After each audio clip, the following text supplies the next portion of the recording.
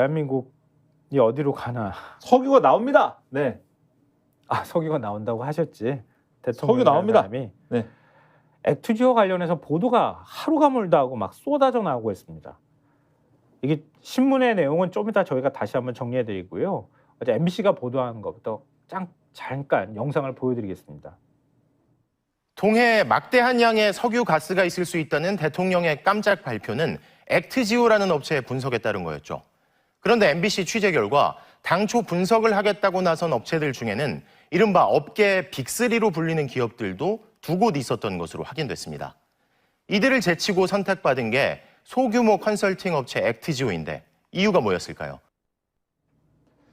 이 내용을 조금 설명을 드릴게요. 우리가 몇 차례 말씀은 드리긴 했는데 그것보다 좀 더 구체적인 내용이 나온 거잖아요. 그렇죠. 그러니까 경쟁 입찰을 붙였는데 경쟁 입찰 붙이기 전에 원래는 4개인 줄 알았는데 3개 업체를 찍어가지고 여러분 입찰에 응하세요 라고 해서 3개 업체가 응했는데 그중에 액트지오가 가장 훌륭하고 가장 또 싸기도 해서 액트지오한테 요 분석 업무를 준 거다. 이게 그동안에 한자바 석유공사의 설명이었는데 나머지 2개 업체가 얼마나 그 허술한 업체이기에 1인 재택기업인데다가 세금을 230만 원도 못 내는 액트지오가 그중에 어떻게 가장 견실했냐 이런 의문을 가졌는데 MBC가 취재를 해보니까 나머지 2개 업체는 슐럼버거와 할리버튼이라고 합니다. 그런데 네. 이들은 텍사스 휴스턴에 본사가 있는 세계적인 석유개발 서비스 업체인데 네. 해당 업계에서는 이른바 빅3를 꼽히고 네. 슐럼버거의 경우에는 고유가 시기에는 자산 가치가 삼성전자와 맞먹는 수준이었다. 와, 엄청나게 큰 기업이네. 그렇죠.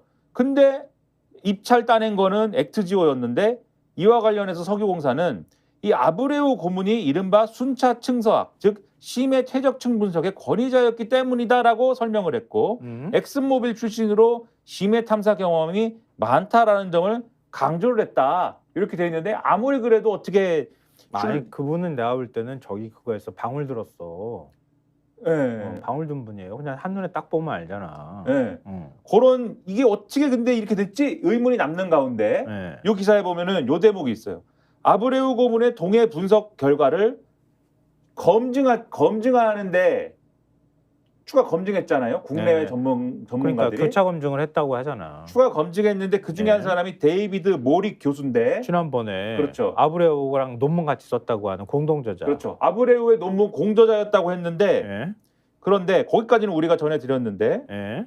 이 모릭 교수는 텍사스의 한 대학에서 지리학을 가르치고 있습니다. 근데 현재 동해 프로젝트를 담당하는 팀장, 석유공사의 팀장이죠. 예. A씨의 지도 교수였던 것으로 확인됐다.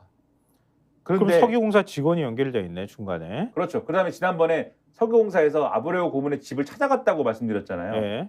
뭐 물론 다른 업체도 찾아갔다라고 주장하지만 예. 어쨌든 찾아가가지고 아브레우 고문한테 이 프로젝트 설명했더니 아브레우 고문이 딱 보자마자 석유 있네. 석유 나오네. 아, 그 찾아간 직원이야? 네. 이 직원이? 네, 무조건 나오네.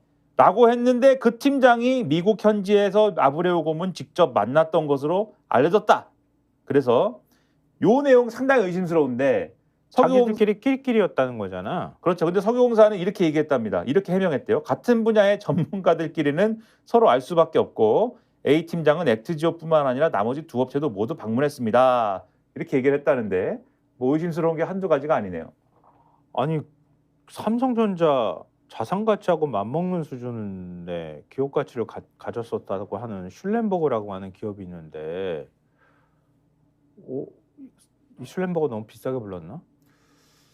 비쌌나 그렇게? 뭐 아니 2200조 원짜리라며 140억 배럴 있다며 그거를 이렇게 아니 아무리 비싸도 정말 진짜 많은 인력이 들러붙어 가지고 검증도 다 하고 그럴 수 있는 능력이 있는 회사한테 맡겨야 되는 거 아니에요?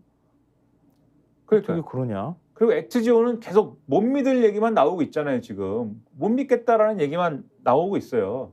의심스러운 것만 계속 나와요 자꾸. 근데 지금 경향신문에 또 보도한 게 있죠? 그러니까 이것도 못 믿겠다는 얘기예요. 그러니까. 경향신문 5면을 보여주십시오. 이게 뭐야?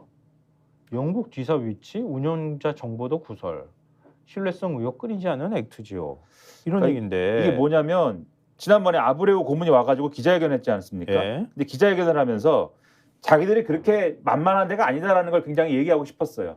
그래서 그러니까 1인 기업이고 뭐 집으로 예. 저 회사 주소가 돼 있다고 하니 그걸 해명을 하면서야 한 얘기라는 거 아니에요. 전문가들이 전 세계에 흩어져 있고 우리는 해가 지지 않는 회사야. 뭐 네트워크로 예. 다 연결돼 있죠. 어쩌니 그랬지. 그리고 최근에는 런던 지사도 냈어.